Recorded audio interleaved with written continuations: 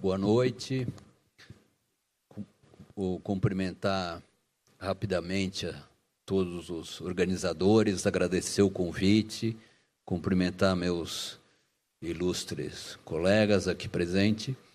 E eu vou tentar ser rápido, um projeto em especial do Paulo Mendes da Rocha, que eu tive a oportunidade, a felicidade de poder participar do processo de anteprojeto, que venceu um concurso privado, fechado, um concurso fechado de uma instituição privada, que é o Museu Brasileiro da Escultura, que é uma obra bastante publicada, mas eu fiz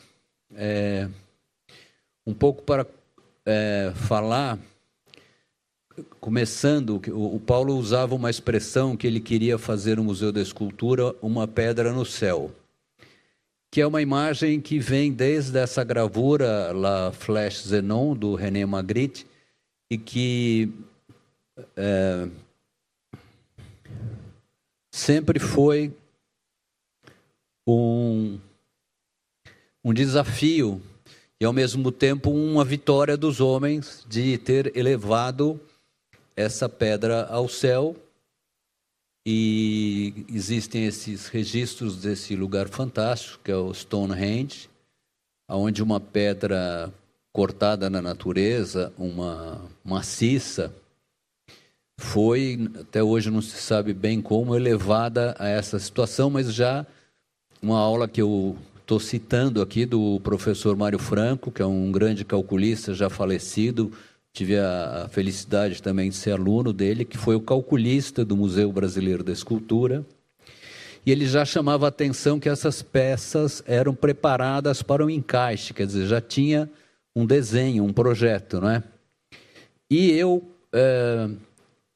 nomeei essa apresentação com essa ideia que é o nosso trabalho, que é essa junção de poesia, arte, engenho e técnica. Esses são os desenhos do Paulo, onde ele tem uma visão aí fantástica, pensando nas construções do homem, a ideia das pirâmides. E aqui à esquerda já há um croquis, aqui embaixo, onde aparece...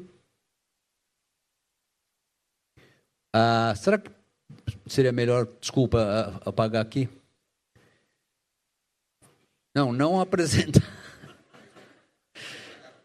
É que está tudo vermelho. Não, mas, enfim, aqui já aparece um croquis onde está insinuada essa ideia da pedra que flutua e de uma implantação onde há um corte no terreno desenvolvendo um auditório, um teatro ao ar livre, que também é uma grande referência do Epidauro, dessas construções também que vem há muito tempo, né?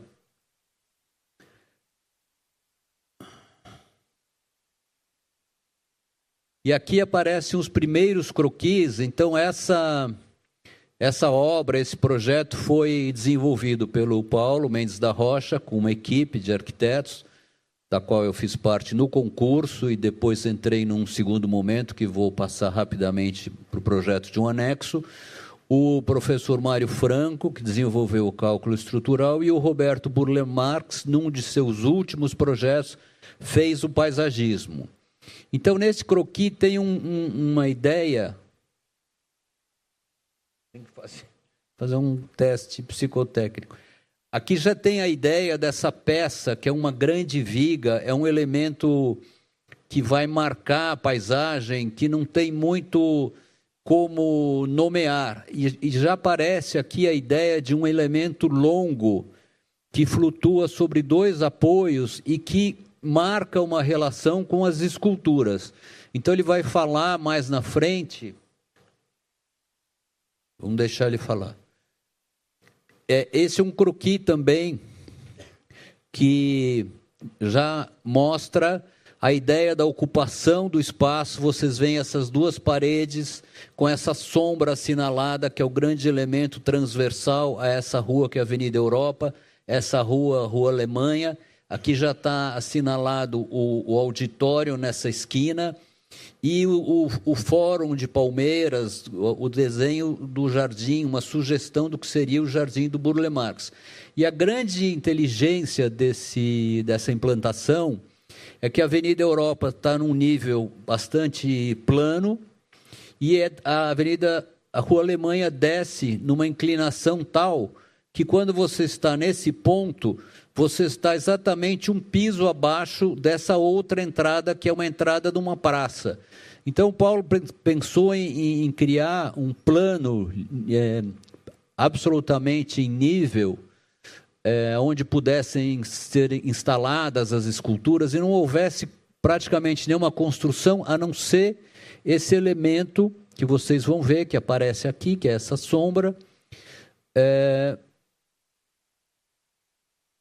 Deixa eu só filtrar um pouco dos textos que eu coloquei para não perder tempo. Tem uns mais significativos nesse momento. E aqui é um croquis dele muito representativo da ideia da pedra no céu, porque ele imaginava esse elemento como uma régua de sinalização do lugar, ele vai falar isso mais para frente, um elemento que servia de uma régua para medir as esculturas. Então, ele sempre faz esse desenho, como no primeiro croquis, de um elemento mais alto, onde essa régua horizontal corta a vertical da obra de arte e permite que você estabeleça esse parâmetro, um parâmetro de medida. E esse croquis é muito interessante, porque ele pensou sempre nesse grande vão, porque num determinado ângulo, também vocês vão ver que a viga flutua muito próximo do chão, a 2,20 m, e acima a espessura dela também é 2,20 m, e ele cita que você estando perto dessa peça, dessa grande pedra que flutua, você tem perspectivas que você perde de vista os apoios. Então você realiza a ideia dessa pedra que flutua. Então ele dizia, esse croquis a gente vê bem a ideia das palmeiras imperiais, que seria uma sugestão que depois o Burle Marx foi desenvolver, a ideia desse teatro ao ar livre e dessa pedra que flutua e cria uma sombra. Então ele diz, o Museu da Escultura, naquela época ia ser da Ecologia também, o Museu da Escultura e da Ecologia será visto como um jardim, como uma sombra, e um teatro ao ar livre rebaixado no centro. Depois continuam os estudos dessa composição, e essa citação do professor Vila Nova Artigas é muito bonita, inclusive com os nossos ilustres visitantes italianos. Ele diz, o desenho do Renascimento, donde se originou a palavra para todas as outras línguas ligadas ao latim, como era de se esperar, tem dois conteúdos entrelaçados, um significado e uma semântica, dinâmicos, que agitam a palavra pelo conflito que ela carrega consigo, ao ser a expressão de uma linguagem para a técnica e de uma linguagem para a arte. Então, nós estamos falando de que não há divórcio entre o raciocínio artístico e arquitetônico e principalmente técnico, como nós vimos nas obras que nos antecederam. Esse é um croquis também bastante forte, representativo dessa ideia. Esse texto eu não vou ler. Aqui, de novo, uma planta desse estudo dos elementos. Vocês veem aqui o auditório, a grande peça flutuante, a pedra transversal, perfeitamente transversal à Avenida Europa, e o Paulo dizia o seguinte, porque aqui houve uma escavação do terreno, a hora que você desce e chega nesse nível, vocês vão ver tudo isso na fotografia, você está num nível inferior, e aí você adentra o museu que está resolvido todo em subsolo. E aí ele diz o seguinte, resulta-me bastante interessante pensar que estamos fazendo estes movimentos de terra que tem 5, 20, 50 milhões de anos só para construir um espaço contemporâneo. Porque aí coloca a questão da arquitetura também, como ele sempre disse, de uma intervenção no planeta. Como é que é a nossa responsabilidade? Então, vou acelerar aqui. Aqui é o que já sinalizaram. Esses são os croquis de busca de soluções. Os croquis e aí a obra realizada. E o professor Mário Franco vai dizer o seguinte, que é fundamental para concluir.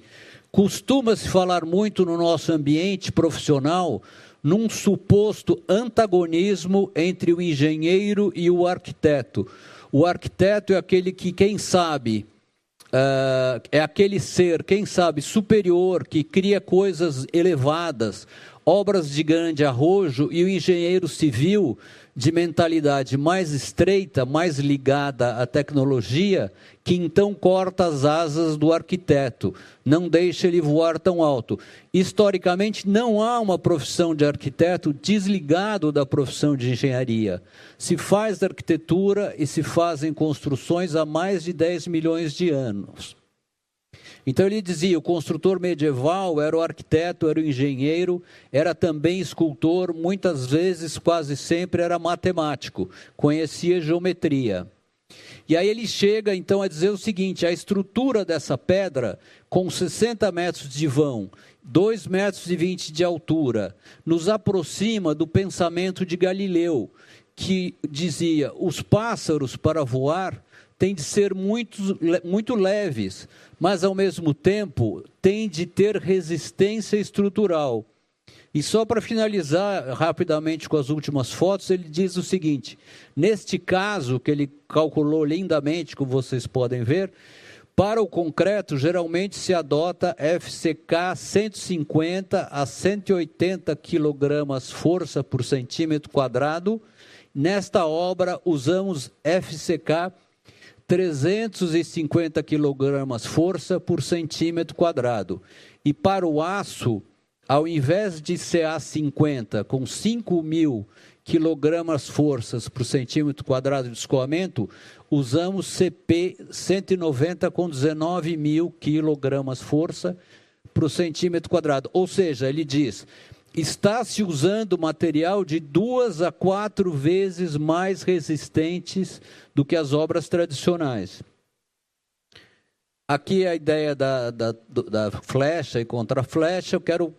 Aqui tem um pequeno filme da obra, mas acho que eu vou acelerar, que é o trabalho da proteção.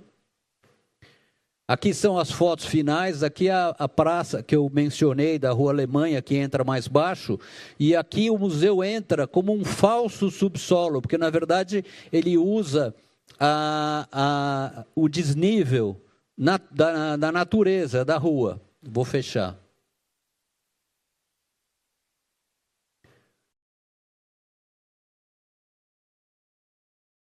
Passar o aparelho de apoio, os desenhos técnicos, a foto final que eu me lembrei, essa foto coletada de um fotógrafo remete à foto do Stonehenge. Isso aqui é uma obra de uma artista que faz sair uma névoa debaixo do museu, que justamente torna os apoios invisíveis e a obra flutua. O grande teatro. Essa é outra aula fantástica também, que mostra as escavações, que foi construído o primeiro pórtico de concreto, depois escavado tudo para construir o museu lá embaixo. Eu vou encerrar. Aí está o pórtico sozinho no terreno, enquanto se escava o resto do museu embaixo. Aí, só para fechar, o grande Amílcar de Castro, já que estamos aqui em Minas Gerais, e rendeu uma homenagem, o grande escultor, que realiza justamente a ideia do elemento vertical, escultural, transversal à marquise. Obrigado.